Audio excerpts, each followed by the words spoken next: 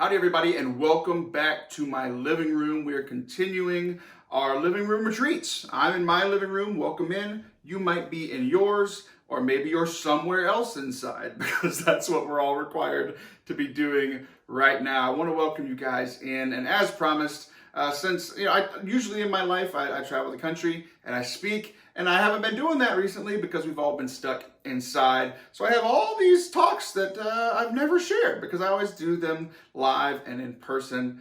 So I wanted to share another one with you today. Today we're going to be talking about complacency. So let's just dive right in, because complacency, I think, is the thing that I struggle with the most as a Catholic. Most of the things that I speak about are the things that I'm terrible about because I've prayed about them a ton, I've seeked guidance a ton, and I've tried to get answers, and hopefully I'm getting better at it, but for the most part, I'm still struggling as well. So I'm saying this as much to myself as to you today. So we're going to dive right in. It really comes down to, for all of us, down to one question. Will I serve or will I not serve? We see, I love St. Michael the Archangel. A lot of times in artwork, you'll see him pictured with the Latin word servium, which means I will serve. So at the beginning of time, whenever, or I guess even before time, the angels all had their choice. And Michael said, I will serve. Satan said, I will not serve, right? So he's like, St. Michael's like, I will serve God. And he ended up being the one to cast Satan out, who said, I will not serve. We see somebody else give a great yes. There are tons of people in the scriptures, but Mary says, yes, I will serve. I will let it be done to me according to the word of the Lord. So it looks so black and white whenever we look at it. We've got Michael and Satan, or we've got Mary and Satan. It's like, there should be an obvious choice of the choice that you and I should be making. But when complacency comes into the picture, the choice seems to get a little murkier, but ultimately it's still that black and white choice. So what is complacency? And like most people, whenever I need to define something, I Google it, and the top hit is always Wikipedia. Everybody says it's not reliable, yet it's still on top of Google all the time, and everyone uses it. But anyway, so what Wikipedia says is a feeling of smug or uncritical satisfaction with oneself or with one's achievements. So we've got the smug. It's like that's complacency. I think a lot of our society today, and a lot of myself today, is like, whatever. But the second wording I like a lot, because it says uncritical satisfaction. So often when I am satisfied, it's because I haven't looked at why I'm satisfied. When I'm playing video games or watching Netflix or these kinds of things, I feel satisfied. But then whenever I take a more critical look at it, I'm like, man, I've spent a lot of time playing video games over the last couple of weeks, and am I really all that happy? Now, video games do make me happy, but if I'm not praying, spending time with my family, getting my work done, these sorts of things, then it really isn't making me happy, and I have to be critical and look at that. Okay, so I think too often we're okay with being okay. We're called to something greater, we're called to something higher, we're called to say yes. We know we're not supposed to say no, but I think oftentimes we end up saying no because we're not actively saying yes. Pope Benedict XVI, we're going to be talking about him a couple times in our little conversation today. I love the guy. I call him German Santa Claus. I love him so much. I took a class on him when I was in undergrad where we just studied his writing. Shout out to Father Harrison, because he also, I think, likes Benedict. He might have mentioned it once or twice, maybe. But what Pope Benedict XVI said is, the world promises you comfort, but you were not made for comfort. You were made for greatness. And I think a lot of times we've heard this a lot of times. My guess is that if you're watching this, you've heard that at least once. And if you've been around the church for any amount of time, you've probably heard it a ton. And let's look at it a little critically, right? So here we go. The world promises you comfort, but you were not made for comfort. And also, it's this comfort that leads to this unsatisfied, uncritical satisfaction, right? To where it's like, we think that if we're comfortable, then we'll be happy. When really, a lot of times when we're comfortable, I mean, we've all found ourselves with a bunch of free time here recently, and a lot of us, myself included, are struggling to find happiness, find joy, find peace, find meaning. And I think it's because we're doing a lot of the things that are complacent. I know that my prayer life has been complacent. I've been trying to ramp it up over the last couple of weeks because there was a couple of weeks in there that were really, really tough. But we were made for greatness. And I think a lot of us hear that and it's like, well, maybe some people were, but not me. It's like, no, like you were made for something great. God created you with something special in mind. And he gave us this choice. Serve him, I will serve, or I will not serve. There's this song by Casting Crowns. I've mentioned this before on the podcast, where it's like, I love Casting Crowns. They sing one song over and over again, just with different words, but sometimes their words are very good. It says, how refreshing to know you don't need me, how amazing to find that you want me. Like God's will be done with or without us, but he wants it to be with us. Like he wants us to be a part of his plan. So what we're going to do today is we're going to look at the scriptures. I love diving into the scriptures. I love reading about the scriptures. They're where a lot of these messages come from. And this might be one of my favorite stories in the scriptures. I love this story because I connect with this young man so much. And again, it's me connecting probably with the people I shouldn't be connecting as well with in the scriptures. That seems to be a theme here recently. But it's the story of the rich young man. Now, I don't connect with him because I am rich, because we've all lost a lot of money during COVID. But I connect with him on a lot of levels, and we're going to walk through that. So in Matthew chapter 19, starting at verse 16, now someone approached Jesus and said, "Teacher, what good must I do to gain eternal life?" So here we are. A lot of you have heard the story of the rich young man, and you know how it turns out. But I want you to kind of just erase that for just a second, just for a second. And let's look at it just from this sentence. This young man approaches Jesus and says, "Teacher, what good must I do to gain eternal life?" It's a great question. It's a tremendous question. It's a question that you have asked. It's a question I have asked. What do I need to do? What do I need to do to get into heaven? It's a very simple and basic question, but it comes from a good place.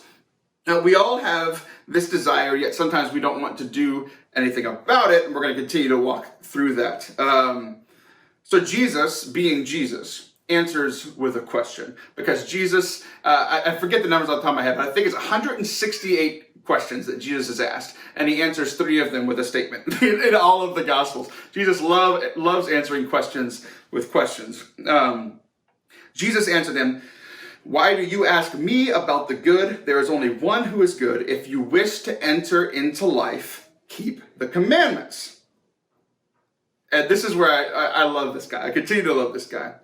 He asked him, which ones? So he started off great. What do I need to do to get into heaven? Follow the commandments. Yeah, but like which ones? Like I find myself doing this. I think a lot of us, if we're honest with ourselves, I think we're all cafeteria Catholics, unless you're a perfect and a saint, which would mean you're not watching this YouTube video, because what would a perfect saint be doing watching me? So we're all in this together, right? We've all been in places where we've asked, yeah, but what commandments do I need to keep today?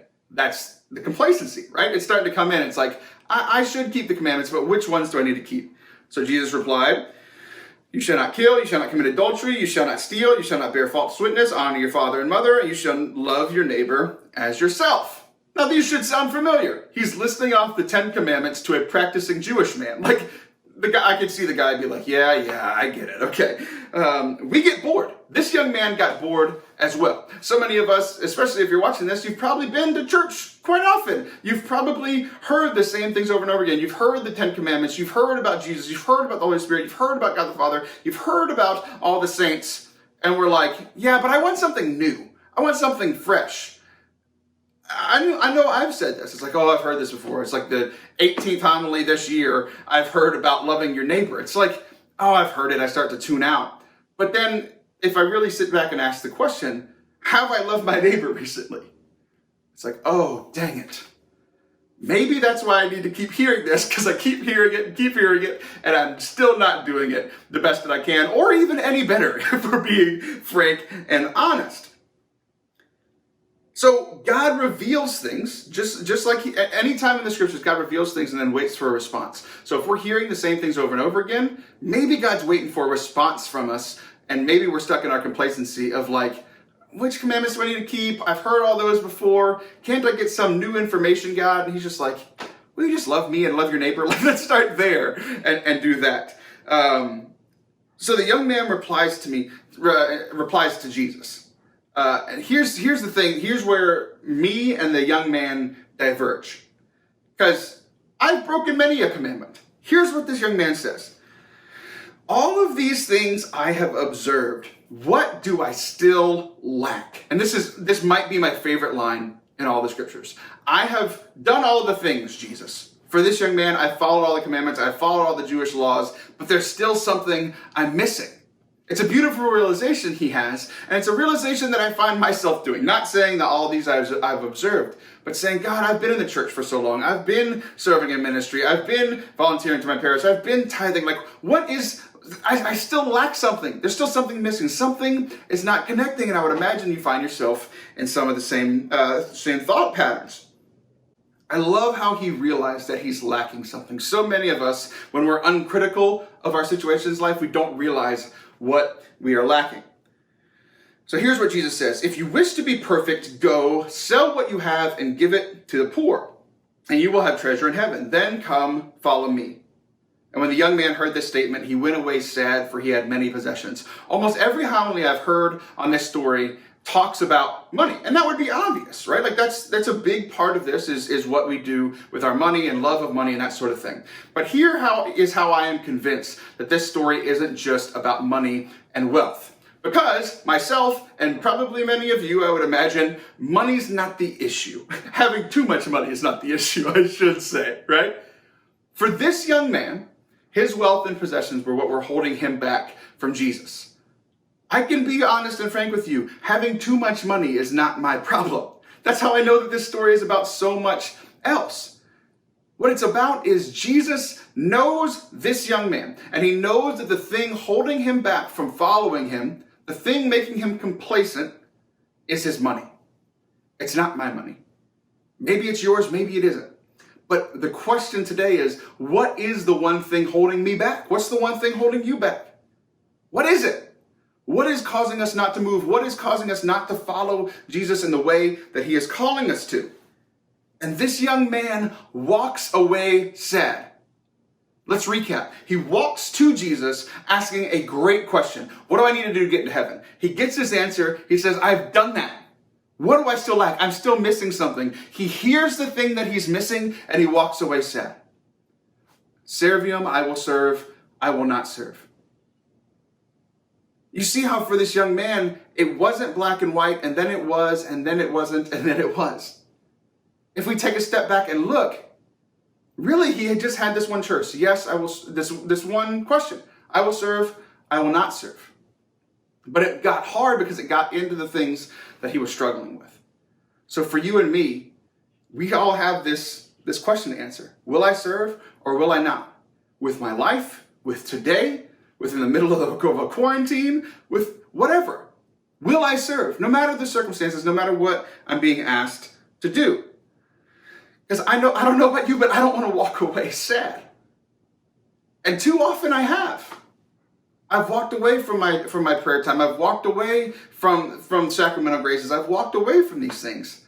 And I did walk away sad, and there was still something that I lacked. I knew what the answer was, and I didn't do it because I'm dumb, and I think a lot of us are. So he went away sad, and then Jesus looks to his disciples who are surrounding him. It would be hard for one who is rich to enter the kingdom of heaven. Again, I say to you, it's easier for a camel to pass through the eye of a needle than for one who is rich to enter the kingdom of heaven. And I love the disciples' response. They're standing there, they just watch this scene happen. And imagine what's going through their heads. They're like, oh, he's asking a good question. Oh, he's walking away. Wait, he's walking away from Jesus? Like, we like Jesus, you know? But you can tell, like, what are they thinking? What would Jesus say to me if I asked these questions? What's the thing holding me back? The disciples heard this. They were greatly astonished and said, who then can be saved? Like, they're looking at this guy and they're like, he's followed all the commandments. He's followed all the laws. He knows the right questions to ask. He's asking the right questions. And the reason he walked away was because of money. We know a lot of rich people. Who then can be saved? And Jesus looked at them and said, for human beings, this is impossible, but for God, all things are possible. So here's where this ends, right? For this rich young man, it felt impossible for him to leave his wealth and follow Jesus.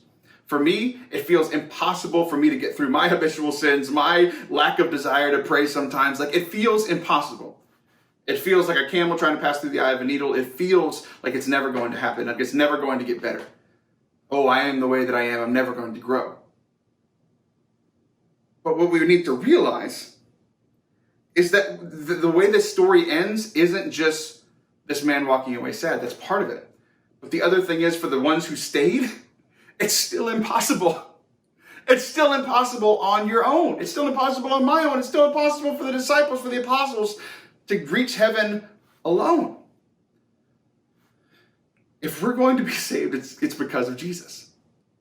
And like, that's a basic teaching of the Catholic faith. And yet when we get into the nitty-gritty of our personal lives, we're like, oh, when I start praying more, God will love me. When I stop watching porn, then God will love me and I can grow in my faith. When I stop cussing so much, I can be closer to God and grow. And he's like, no, it's impossible for you. It's impossible for you to stop those things on your own. It's impossible for you to be saved on your own. Come to me first, you dumb, complacent person, Taylor. Come to me first and let me help you. Because I'm the only one that can do this. I'm the only one powerful enough to do this. So why share this now? I think a lot of us, I've seen it on social media, I've seen it and I've heard it in talking to people. This time is hard. We've been stuck at home for 6 weeks. Complacency might be the go-to mode right now. I was talking to my best friend yesterday. He's like, get off your butt and do something. Do something. Because like so many other people, I was sad. Things aren't going all that great. And I just kind of shut down. And it took my friends, him, another friend, kind of challenging me and saying, like, stop being complacent. Stop being stuck. Turn to God and then work. Do something. Do something. Don't be complacent. Because I don't want to walk away sad. I don't want you to walk away sad. So we're going to finish with another quote from Pope Benedict. We all want to be happy. And I think a lot of us are sad in this time. We're looking to find joy, and we've sought joy in binge watching and video games and reading and knitting, I hear, is what things other people are doing. I've seen a lot of knitting and baking of breads.